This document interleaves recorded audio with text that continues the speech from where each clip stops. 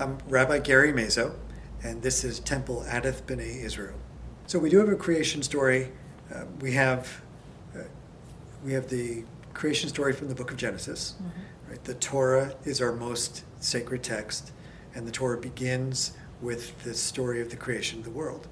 Now, I should also mention that as Reform Jews, which is the most progressive branch on the Jewish continuum, we take the Bible seriously, but not literally. Mm.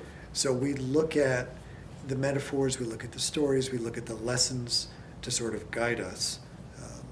According to the Jewish calendar, we have a separate way of marking the years, and this was the year 5784 when we commemorated Rosh Hashanah, the Jewish New Year last year. Mm-hmm. So for a very Orthodox Jew, they might believe that goes right back to the beginning of the story of creation. Mm-hmm.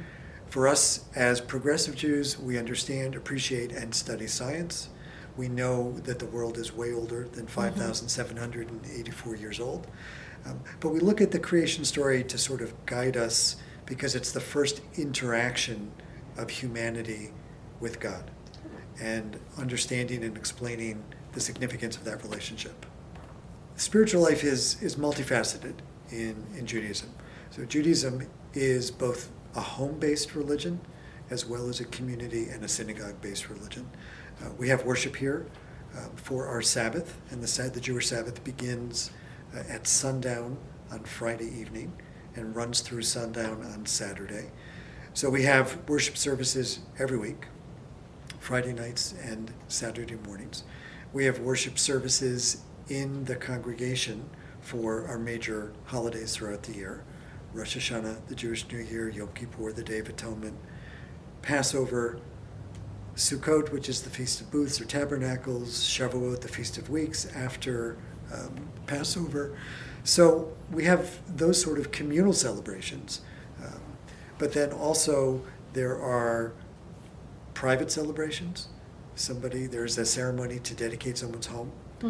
Where we put the mezuzah, the markings on the doorposts. So that would be something I would be a part of. If a baby is born, we have entrance to the covenant ceremonies, depending on whether it's a boy or a girl. Sometimes those might be done here in the synagogue. Sometimes those might be done in someone's home. Weddings, which can be anywhere these days. Funerals, which sometimes start here but then wind up at one of our synagogue cemeteries.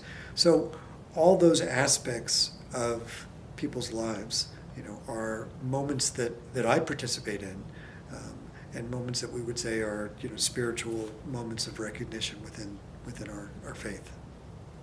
I think that would be the celebration of the Sabbath. So in Hebrew, we call the Sabbath Shabbat. It is the seventh day, which biblically was Saturday. And the whole idea behind the Sabbath is that we take a break from everything that we do during the week.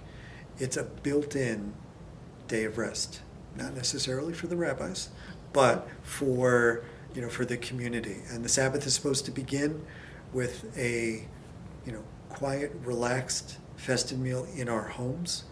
We light the candles, which just signifies the beginning of the Sabbath day. We say the prayers around the table.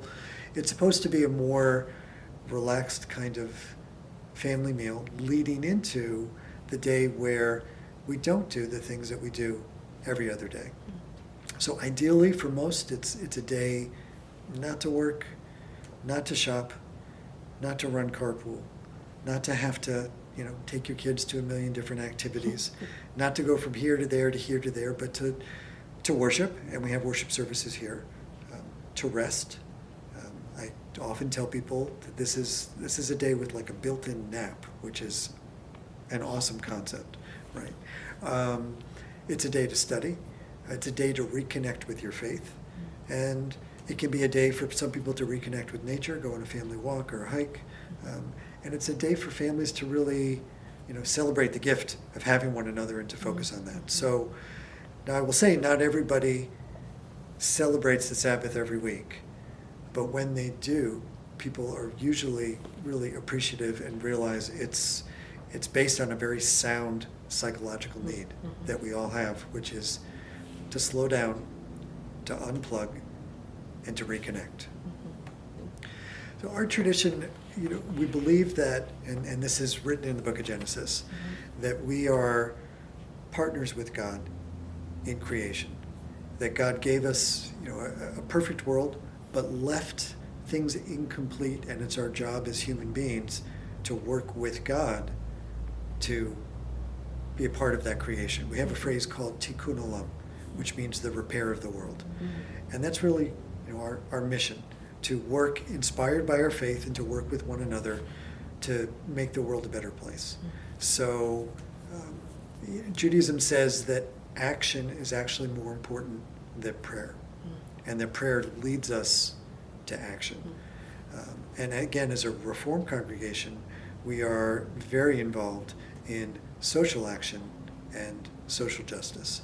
So our synagogue is involved in the community. We bring food to the shelters. We have that built into some of our holidays. We volunteer at various organizations. We raise funds for various organizations. We build habitat homes.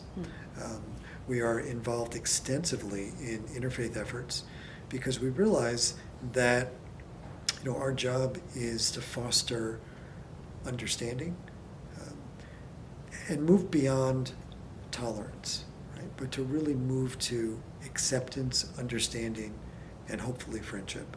And the reality is that the things that divide us are much less than the things that unite us, no matter what our faith might be.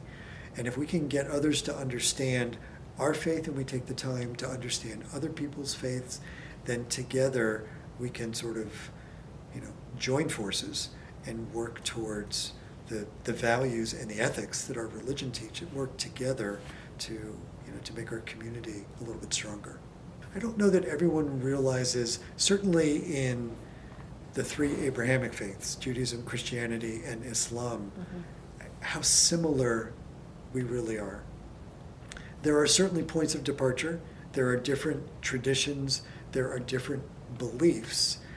But the core, whether it's Old Testament, New Testament, Quran, the core is so similar. We share prophets. We share ethics. We share values. And I think when people come here or try to, learn about Judaism, they understand that there's already familiarity that they never knew. Judaism, as the oldest of those three religions, really is the foundation for most of the religious world. So there is very little that any person of faith would find difficult or objectionable in Jewish faith, even in Jewish practice. And I think only when people experience that are they able to see that there really is such commonality. Well, we have a great website. We also, on our website, we have a link that talks about the history of this congregation, and another one that talks about the history of Jewish people in Evansville, understanding how long we've been here.